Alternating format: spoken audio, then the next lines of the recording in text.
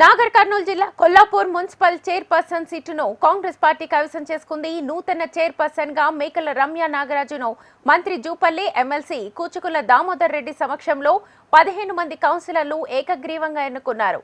నూతన చైర్పర్సన్ మేకల రమ్యను మంత్రి జూపల్లి కృష్ణారావు అభినందించారు. నూతనంగా ఎన్నికైన రమ్యకు ఆయన కృతజ్ఞతలు తెలిపారు. ఈ సమావేశానికి 5 మంది బీఆర్ఎస్ పార్టీ కౌన్సిలర్లు హాజరు కాలేదు. కొల్లాపూర్ మున్సిపాలిటీని అభివృద్ధిలో ముందంజలో ఉంచుతామన్నారు మేకల రమ్య. మున్సిపాలిటీ కౌన్సిలర్లతో భాగస్వాములై కొల్లాపూర్ మున్సిపాలిటీని రాష్ట్రంలోనే ఆదర్శంగా తీర్చిదిద్దుతామన్నారు.